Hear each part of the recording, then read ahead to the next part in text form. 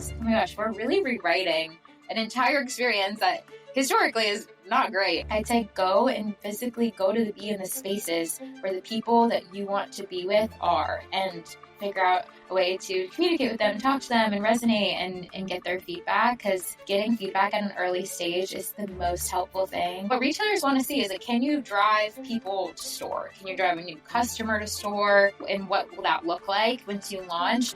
This is our first nationwide launch, was Whole Foods, and we were able to tell everyone, like, you can go to a Whole Foods near you, which has been game-changing for distribution and access. Welcome to the DTC Insider podcast, where online business owners come to find actionable tips and tactics to grow their businesses. Now, here's your host, Brian Roisentul.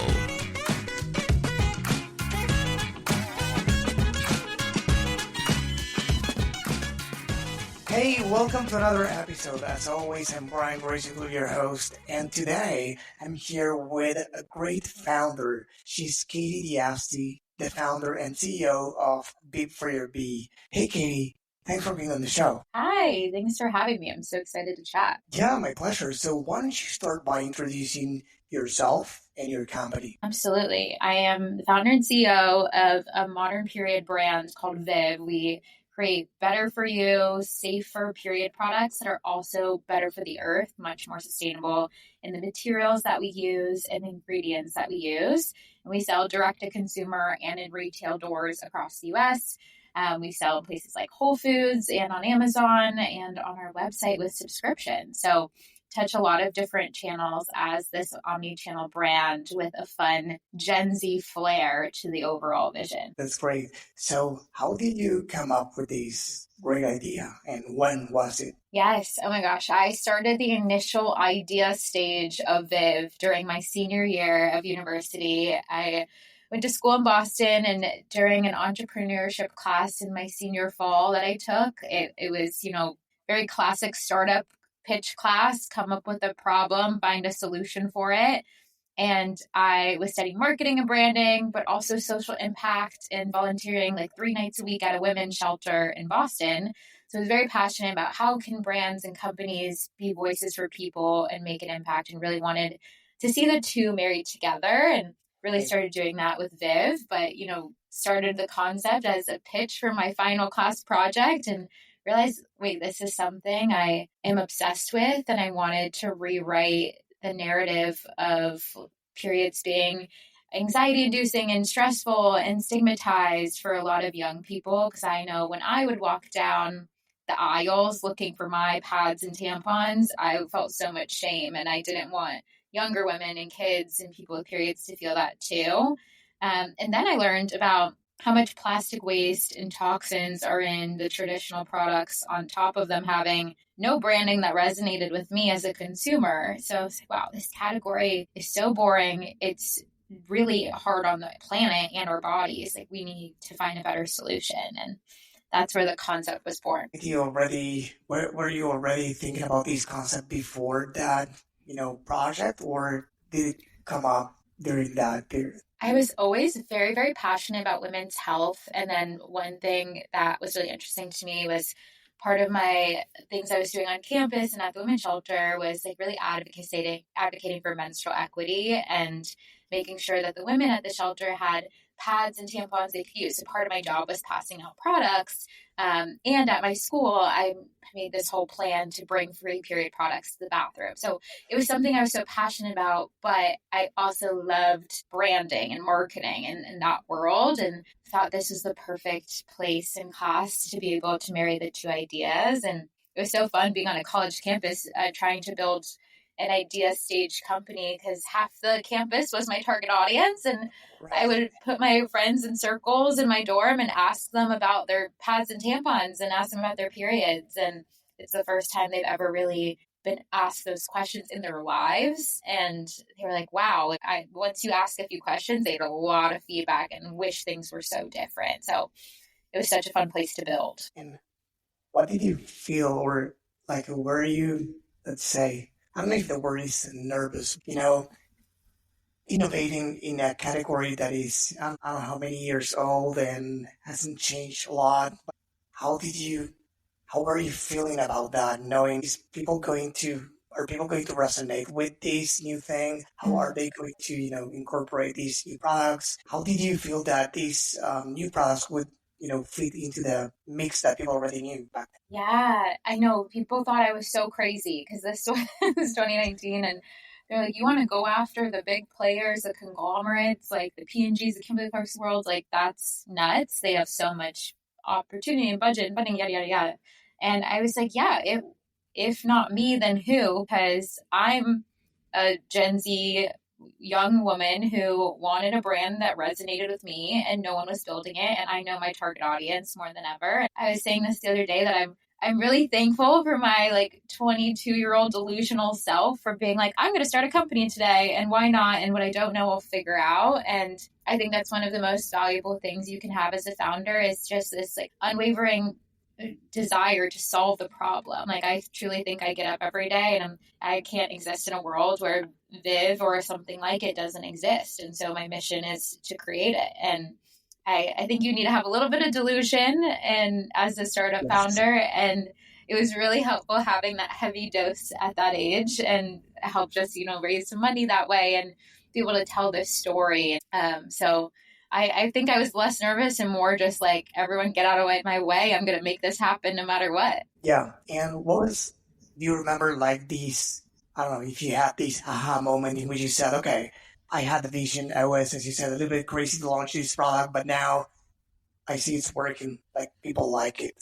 When did you, if you remember, when was the first time that you said, oh, this is working? Gosh, yes, because we ended up launching the brand like mid 2021, and I remember prior to that we actually had quite a big wait list for our products. And at the time, I had just given out samples at events, and then me just tabling at like local markets and farmers markets, things like that. Very scrappy too. Like some of the pictures I found are like me with this sign I made at Staples that looks horrible, but people were so excited about the concept of sustainable period products. And I remember getting some of our first reviews coming in and hearing anecdotally from our community about how much it was actually not only like they're excited to use something that's better for them in the earth, but was relieving a lot of pain for them and was helping to make their period easier. And some people were even commenting saying, this is the first time in my life I'm excited to get my period. And I was like, oh my gosh, we're really Wow. rewriting an entire experience that historically is not great. And if we can do that, like that initial comment of like, I'm excited to get my period for once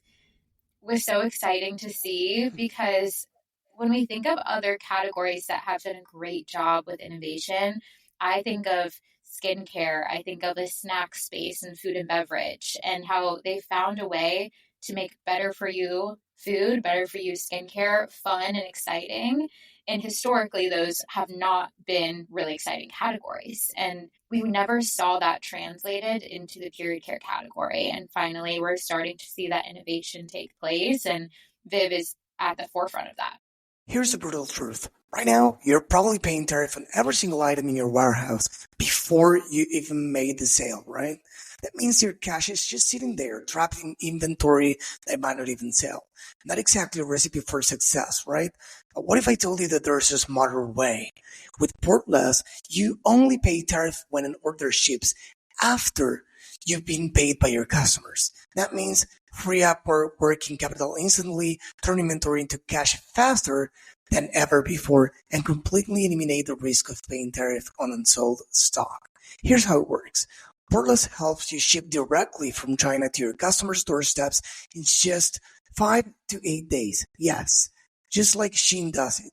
You get access to your inventory days after manufacturing, keep less stock on hand, and only pay duties on what actually sells. No more guessing games, no more cash flow nightmares, just smarter, faster scaling. Ready to turn tariffs from a liability into an advantage? Schedule your free strategy call today and keep more working capital in your business. Head on over to portless.com and tell them the DTC Insider sent you. Yeah, it's very interesting what you said about being scrappy, even more in the beginning, but, pretty always, because I interviewed, brands starting out, then 7, 8, 9 figures, or even Patagonia, Disney, right? In And what they all have in common is that they need to go beyond the storefront. The fact that we have things so easy these days, that we can, I don't know, source products, create a Shopify store in minutes, and then Yep. now with AI even faster, product descriptions and price everything and sell. Mm, Well, it's not how you build a lasting brand, right? So the mm, fact that you said that you are going to events and other yes. things, right, to get your product, outside and get feedback, right? So Yes. what did you do? Could you please tell us more about that? Because I think it can inspire many founders starting Yeah. out. Yeah. No matter what stage you're at, I talk to a lot of people who are want to be part of the startup world or want to start a company one day. And they're like, well, I can't go to XYZ thing. And I'm like, why not? I used to look at events anywhere in my city and would anything that had the word women in the title, startup in the title, or brand in the title, I'd put on my calendar and go.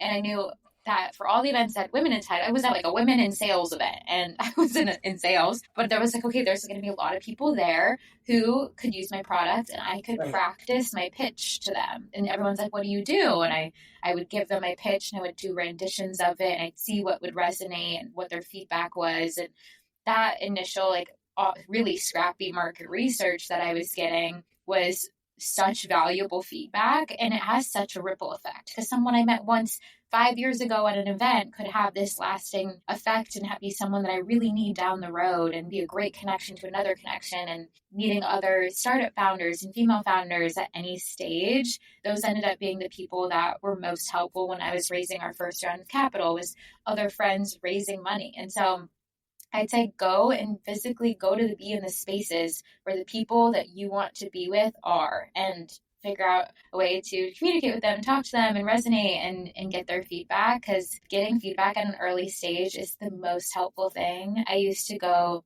to these events called the Boston Women's Market and Boston was where I was starting the company and I would have just a table and samples and empty boxes I got made on the internet and all these signage that said like all about the brand, but I didn't have anything to actually sell because the product hadn't arrived yet. I was just Right. going to like teach people about what I was doing and someone would walk by my table and I'd say, "Hey, do you want to talk about periods with me?" And sometimes they'd run away and sometimes they'd say, "Yeah, I actually With really this crazy do." woman, yeah. Yeah, definitely a lot of those.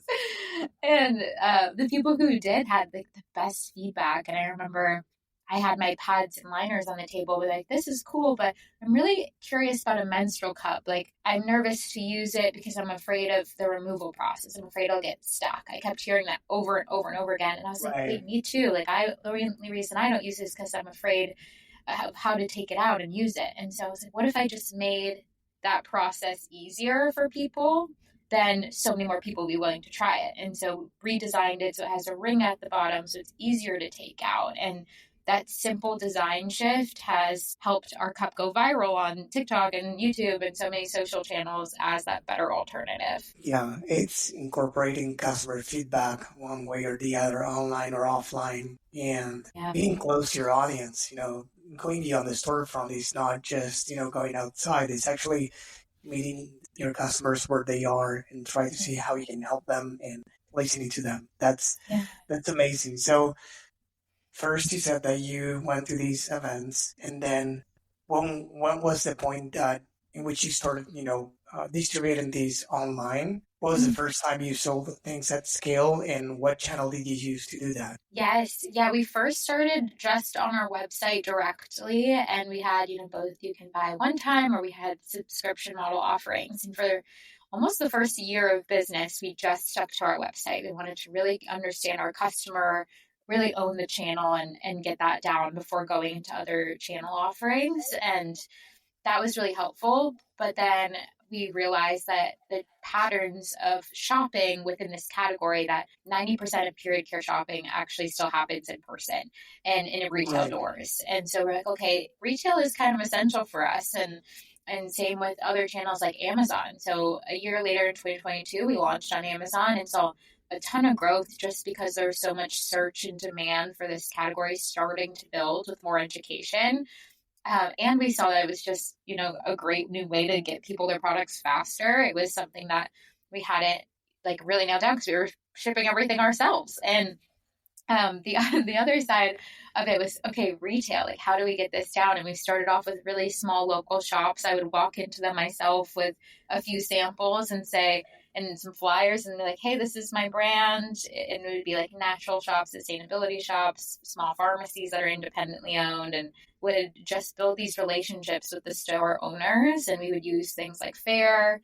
And then we're like, hey, like these fair orders are reordering a lot. And it's something we weren't even spending much energy on. And we're like, okay, retail is something we can focus on along with our direct to consumer business. And that's when we got a distributor and started launching into a grocery. And that really exploded our business. And how did you get into Whole Foods? Because it's, a big thing, I guess, for your company and for everyone listening who is trying to do something similar. It's like, how did she do it? So what are the steps to getting to that, and or how, what were the steps for you at least? Yeah, it's definitely not something that happens overnight. It's been years in the making. We first met one of the Whole Foods buyers in like 2022 or 2023 at a trade show, and we introduced her to the brand. Everyone from our team loved our cup and our cup starter kit and was showing it to her and like brought her over, which was so nice of them.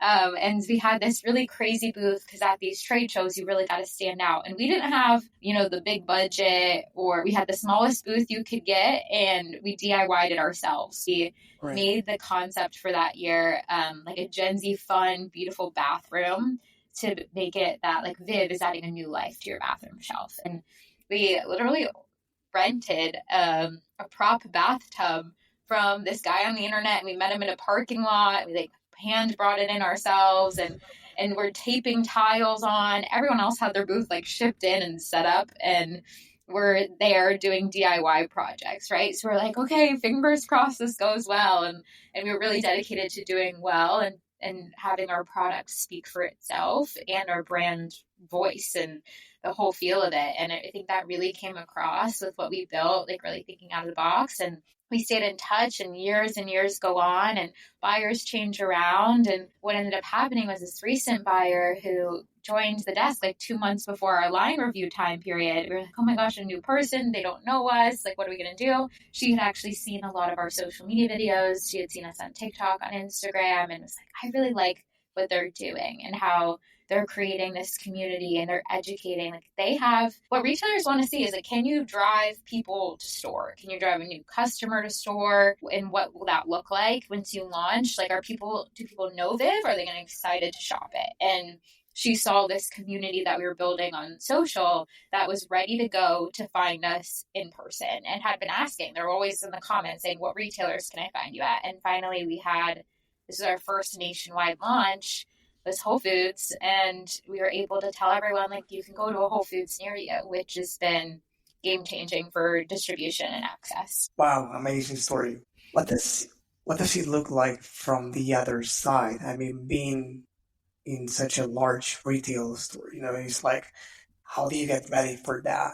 What are the things that you need to look, internally to have loyalty before, partnering up with Whole Foods, for example? Yeah, and it was a little daunting too, because we're a small startup team, and we going into the review and her decisions, we weren't sure if she would say, you're going to be in one region, we're going to put you in one area. No, she said all doors, 5 SKUs, go. And we were like, okay, let's do this. And, we're a 3-person team, we're like, we'll make it happen. And we really had to get our operations figured out, our supply chain ready to go. We built really great relationships with our manufacturing partners. We leaned on inventory financing partners and some of our existing angel investors to help support that initial push for the launch. And it did help bring so much excitement. And, we launched about a month ago now. So we are still really early on in the journey, but everything's on shelf and on properly there. And now it's our job to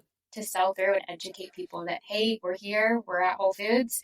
And our social media has really helped do that. So it's been only a month since you launched on Whole Foods. So it's very, very recent. And do you have any, I mean, no pressure, but do you have any learning so far? Because it's been barely a month, but I don't know, do the same products that work online sell, offline? Yeah. What any findings in this brief period? Yeah, it's been cool because we actually designed some new product SKUs with the buyer herself. And she really knows her customer, and she wanted to have a lot of size inclusivity too on shelf. And so we have 3 sizes of our menstrual cup and 2 sizes of our menstrual disc. And at the time, we hadn't even launched our disc yet. We were launching it that fall. We had the line review in like July, August. We're like, hey, by the way, we're getting ready to launch this. And she was already really excited about the cups. And so she was like, great, I want 2 sizes of that in the same format. We had calls with her around packaging, around what the booklet inside with all of the how-tos. We had in-depth calls about what that would look like. We really collaborated, which I think is going to set us up for success on how to make this go well. But then the next step is like, okay, how do we educate all of our communities? Like, it is very helpful for you to go and find us on shelf and pick us up if you want to see more of our product line there. And I think the behind the scenes, we had a whole series on social media of days till launch, and we would do these videos every week of like X amount of days to our biggest retail launch ever, and would show like what we were working on that day, whether it was like getting our warehouse ready to go, whether it was doing some of the like marketing photo shoots and all of that. And I think seeing a brand come to life is a new trend that we're seeing on social media that consumers really do resonate with. Yeah, I think they really appreciate that. They feel a part of that, right? Yeah. Yeah. That's amazing. And, I've been talking with many companies in the CPG space, and some of them, what they have experienced, launching, in other retailers nationwide, Target, Walmart, etc., is that not always, but sometimes what works online doesn't work offline to the same degree. For example, some of them use like the online channel for, as the lab to experiment and test new products, whereas the offline is what everyone wants to see from them because they already know what they are looking for. There's only so much shelf space that you can get and seconds to shine, and people compare prices or different things or go to the brands they know, and there's only so much they can see the packaging, right? Whereas online, you can educate them and maybe you can convince them to buy something more, I don't know, something that they are not aware. Yeah. Yeah, exactly. And who we are next to on shelf and how to complement it. And we are now like the main cup and disc supplier offered at Whole Foods, and it's the first disc on shelf. So it's been really interesting to just have more options available for a customer and then engage in the required sales. I think something that our buyer was really excited about is if we went down to Austin in the headquarters and met with her pre-launch, talk through our launch strategy with her. And she's like, I don't really see this happen a lot with brands in this space. And that's wild to us because to us, we really wanted to make sure this went well. Do you need to adjust the packaging for retail that like things that you don't probably do online? Like they receive the package, customers, and they are happy with what they bought online. Offline, the package sells, many times. Yeah. Did you need to adjust that? We did make some really great adjustments on like education around the sizes on the side of our boxes. Because online, like we're often using a TikTok video to talk about the sizes and showing them and using diagrams. And so we adjusted a lot of the different sides of the boxes to have as much education as possible and a lot of call outs. And that was something that we collaborated with our buyer with, which was really good feedback for us. Amazing. So let's talk about the online world right now. So you said that you're present on TikTok and on Instagram. I saw you on YouTube as well, and I have a curiosity to discuss there as well. So which one came first? Was it TikTok? Was it Instagram? Oh my gosh. Well, we started building before TikTok was really even a thing for brands. Instagram was our first. And I started our initial Instagram, I think in 2019 or 2020 when I was building the audience, and no one was on TikTok then. Like we all started everyone was dancing on TikTok only. Yeah, we were just starting to dance on TikTok when we were getting started, and TikTok Shop hadn't launched, nothing yet. So was a great opportunity for then us to see how fast we could grow with education on TikTok and really use that channel. So Instagram and TikTok are two of our biggest channels, as well as then we were seeing how great we do with short form video. We're like, let's translate this to YouTube, right? Like there's shorts came out, all of them, are mimicking each other. We were trying to keep up, but also as a small team, reuse content that worked in different channels to get new people engaged, and balancing the three now is our biggest priority. How big is your team? We're small, based on your words. How many of them are you? We're 3 full-time. We got some great part-time contractors, things like that, an agency here and there, but mainly the three of us. And yeah, the mighty three. Yeah, I mean, you need to be every day. So yeah, it's not about the quantity. These days, with everything that's going on in the world, in the US, where it's like you don't need to overhire. It's better to have a small team but mighty. Yes. So and that's amazing. So what's your content strategy? Do you record videos for TikTok and then you publish this in other channels? Do you partner up with creators? How do you work on? Yeah, in the early days, we did quite a bit with affiliate, and we would build relationships with creators pretty early on in their journey too, but they were talking about things like hormone health and things that were still early on in their journey, but we believed in them and knew that they were getting ready to explode. One of our first affiliates are these three sisters called the Balance Buyers is their account. And they had like 10, 15K followers at the time when we first started working with them.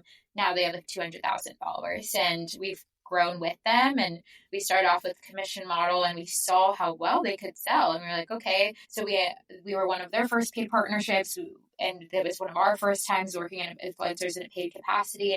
We took a smaller approach to creators and influencers. One, because we don't have massive budgets. We've only raised pre-seed, and before that we're bootstrapping. And so we knew we had to have like good ROI. And so we worked with like 2 or 3 creators that I knew personally, and they would like text me ideas, and that made it a bit more of an intimate and collaborative experience. And then at the same time, we realized that educational videos on TikTok and YouTube was what was performing the best for us. And we had this one video that's simply how to use a tampon go pretty viral. It got like 5 million views and tens of thousands of comments from like teens asking all these questions about their bodies and what it was like to get a period for the first time. And we really leaned into that, and we were like, wow, this is a new wave of health education that we're creating through our brand. And now everyone's turning to the internet to learn about their bodies. I think we all kind of do it. We'll see something, we'll self-diagnose, we'll go on an internet spiral, but instead of WebMD like it used to be, it's on Instagram and TikTok. So how can we create a really high quality educational platform that educates people about their periods, their bodies, and just have like some fun on there too, while doing it in a really empowering way. And so we've seen a lot of success with like, what is a menstrual cup, how to insert a tampon, how to clean a cup, and these like very educational based ones that definitely did well on TikTok. And so we tested it on YouTube and realized, well, this really does well on YouTube because that's where people go to learn things. When you say YouTube, is it long form videos or shorts?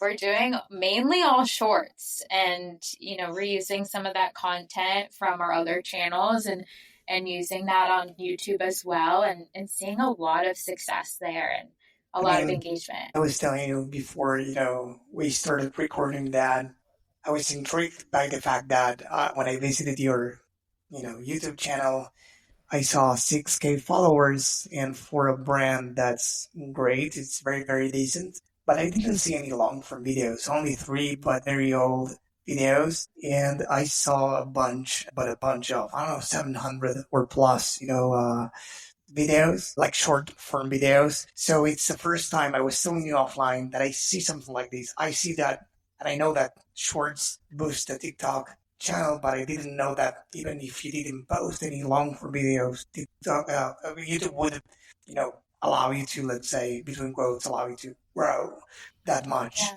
So how many times a week do you post, more or less? There. Oh my gosh, almost every day, quite often, a few times a week at least. Similar to how often we're posting on TikTok, I think it's important to just keep the content engaging and consistent there.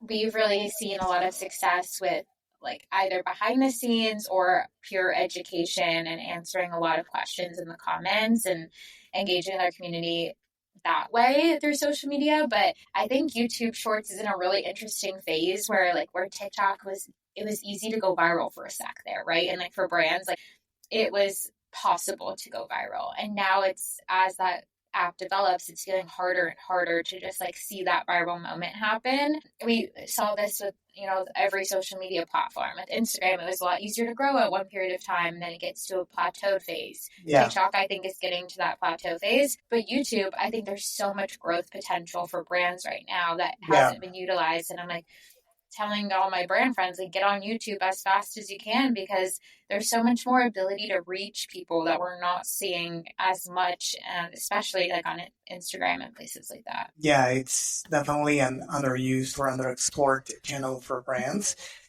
So I was going to ask you a question and I forgot, but it's it's about the content. I think it's another one I'll ask you now, but it's the length of the content, because I've been speaking with a few creators lately, and they said that, and it's no secret anymore that platforms like even TikTok are favoring longer form content. Not long form content, but not the 15-second videos either. So what's the length on average of the videos you create? Yeah, that's a great question. And I feel like it really depends on what we see success with. Because sometimes it's a video that's 8 seconds long. That's one of our top performers. And then we have videos that are a minute, 2 minutes long about like really in-depth product testing, putting, red liquid on a pad and showing it absorb, that really resonate. And for us, we've been less focused now on length of content and more of like, what are people getting out of it? Are they like heartwarmed? Are they learning? Are they going there to like feel something, or are they going there for education? Or like the two like buckets that we put our content in. And if they are doing a great job at either of those, then we have a good idea that it could be successful on our socials. And I know it's interesting because like we have TikTok reps that say, okay, if you're doing a TikTok live, be on there for at least 90 minutes. And Oh yeah. oh my gosh, that's exhausting. Like being on there for so long, but we're like, okay, that's when you hit your threshold to sell more. But it depends, right? Like if you're doing something really engaging in those first 10, 15, 20 minutes, if you bring on a celebrity, things are going to be different, right? And it's really about like, of course, utilizing those tools and those tips, but also understanding like you probably know your customer and your community more than someone else who's giving really general advice. And especially in our category, that is fairly different in the way people consume and engage with the content, right? Like people aren't running to follow their period brand on social media all the time, as much as they are maybe their favorite clothing brand or their favorite, beauty brand. And how can we create things that do make them want to say, oh my God, Viv posted something, I can't wait to see what it is, right? And that's not often what you see in this category. And so really knowing our customer. Right? It's a taboo category, right? People don't want to talk about it often, but people are doing it anyway. Based on what you say, they comment profound things, they leave profound comments, Yeah. Well, there's so much, because it's been so taboo for so long. There's so much to talk about that hasn't been talked about on the internet before. And that's great for content. So I remember now the question I wanted to ask you earlier, and it's about the community. You mentioned the word community. Have you ever thought about, in case you haven't already done that, have you ever thought about taking your community to the next step? Like a Facebook group, Slack, school, any place that you can hang out with them and, educate them, get feedback from them, validate products before being launched, or anything else that you're probably doing somehow, but have you ever thought about that? Yeah, it's such a good question. And I think we go through waves of it through different stages of business. Like when we were first launching, before we launched, I had a Facebook group where I would get feedback and we would launch new products. And I would say like, hey, what do you guys think of this kind of product? Do you think you would want it? Yes or no? And got some great advice, but that was really early stage. And then no one was really using Facebook anymore in part of our community. So we're like, okay, how do we adjust and find where they live? And for us, we honestly find that people are so within our target audience open talking in the comment section that we've really leaned into the comment section being a big part of our community, and people are helping each other in the comments too. Oh, I actually got this size cup and it worked well for me. And like, oh, I've had 3 kids, so I got the size large and it's great. And that's been really cool to see, like, that community build on channels that already exist, because as a small team, it's a little daunting to thinking about, okay, now let's manage another channel. And we were like, wait, this is already happening itself in the comment section. Like, let's just lean in and help facilitate and take feedback. And I think a really other interesting place it's happening is in our Instagram DMs and in our email. And a lot of people will reply to our email flows asking, like, how's your product doing? And today I was looking through our customer support, and we had all of these like long replies of like feedback of like, I love the pads because of this reason. And I felt like my last ones were too plasticky and I can feel the difference now. And I'm like, I've never myself replied to a brand email with that much feedback in my life, but something about our category does really touch people and is more emotional. And so I think that does allow it. And Viv as a brand, we're really focusing on making so much more than just a product line. Viv, we want to be like the cool big sister in your life that everyone needs. And we really see that through our DMs. Like, we got DM'd recently saying, hey, I want to shave my legs for the first time. How do I talk to my mom about that? And that has nothing to do with our product line, right? Like, that, we don't sell razors, but Right. That told us like a really key insight that like people turn to Viv as that like big sister creator that they look up to. How do you react to that? Like, do you feel that you're in a position to give them an answer, or what do you tell them, Yeah, I was just trying to channel. I was like, oh my gosh, how old was I when that happened? And like, I'm trying to think of empowering and uplifting things to say. But for us, it was more of like, oh my gosh, are we equipped to answer some of these questions? But it was more just joy that people felt comfortable asking us those questions. And I was like, Yeah, this would be such a great place for other people in a comment section and in a community board to support each other and advice. yeah. It's great that you go as a brand, beyond the products you sell and people, because it's easy, we are in the e-commerce space and we talk all the time about that, the importance of building a brand and so on. But we are all consumers as well. And many times we go and buy products without thinking about the brand a lot, depending on what we Mm-hmm. buy. I'm going Yeah. to, buy this cup. I'm not going to think about the brand behind it and all the process. So, but when this happens and it gets to the level that you described, that people leaves you emails and gets involved and wants you to, to get involved in their lives, and they open the door for that. It's just amazing to see that happen. So congrats. Thank you. Yeah, that's like my favorite thing ever. We have a little Slack channel subsection that says, you're doing great, sweetie. And it's where we put in our favorite comments, our favorite messages, really great reviews we get. And as a small team, like those kinds of things It's are the fuel. things that keep us going. Yeah, it really is Yeah, fuel. that's amazing. So I really enjoyed the conversation. I know we are almost on time, so I want to be respectful of your time.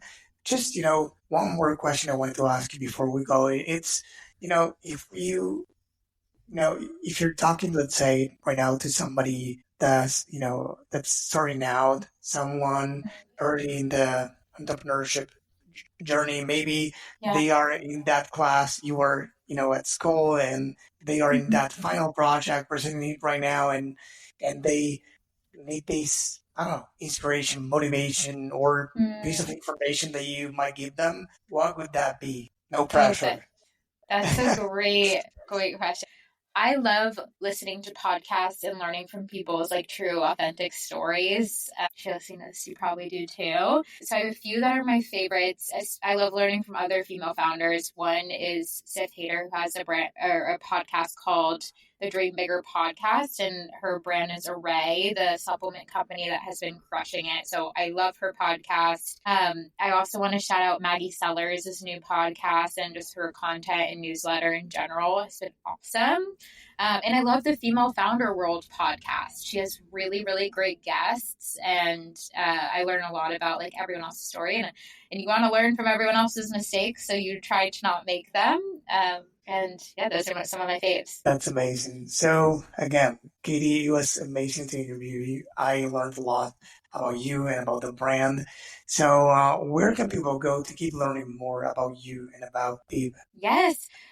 Well, follow us on all our socials. I know we were talking about that, so you might want to take a peek. Viv for your V, FORYOURV, is all of our social media accounts. And then vivforyourv.com is where you can find us online. You can find us on Amazon. If you're near a Whole Foods, you can find us there too. So lots of great opportunities. Amazing. Katie, once again, thank you for being here in the podcast. Thank you. This episode was brought to you by BSR Digital. We help DTC brands grow through paid ads and email marketing campaigns. If you'd like us to help your business grow, head on over to bsrdigital.com and schedule a call with us.